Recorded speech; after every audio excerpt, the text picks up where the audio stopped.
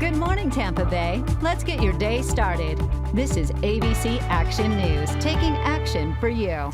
Get to your full weather forecast with Greg D in a moment. Good morning, I'm James Tully. Here are your ABC Action News headlines. The Florida Department of Health confirmed another coronavirus case overnight in Broward County. The health department says this is connected to a cruise service company in Port Everglades. This is the port where Caribbean Princess was supposed to dock. It has a do not disembark order right now while 2 crew members are tested for coronavirus. Right now, 26 people have died from coronavirus in the United States. At least 8 people have recovered.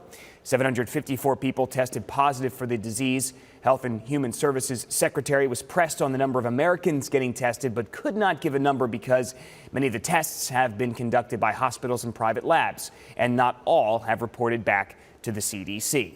Italy just started a nationwide lockdown due to the coronavirus. The country's 60 million residents will only be allowed to travel for work, medical, or emergencies until April 3rd. There are more than 9,000 confirmed cases in the country and 463 people have died. Apple just updated its website to let everybody know that they can use some disinfecting wipes on iPhones, tablets, and computers. They suggest using a 70% alcohol wipe or Clorox disinfecting wipe. They say you can gently wipe the display screens and keyboards. Do not get moisture in any openings, and don't dip your phone in any cleaning agent.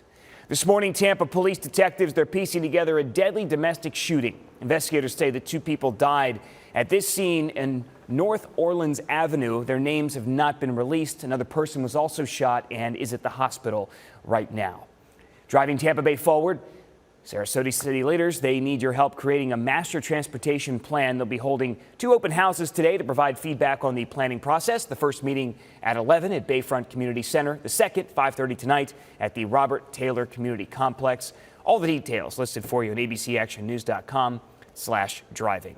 The Coast Guard detachment in St. Pete says they've caught 2 people operating illegal charter cruises in the past few days. They found a 50-foot boat with 8 passengers on board near Treasure Island Monday. The boat had not been inspected. They also found a 22-foot boat with 6 passengers Saturday near Naples. If you hire a boat captain, remember to check that captain's merchant mariner credentials. Okay, back over to Greg D. Greg, has just been a wonderful start to the week. Weather-wise, how are we shaping up for Tuesday? Looks really nice out there today, James. Yesterday, the winds were gusty. As I'll show you, that's going to improve quite a bit for this afternoon. Temperatures today back into the upper 70s to around 80 degrees.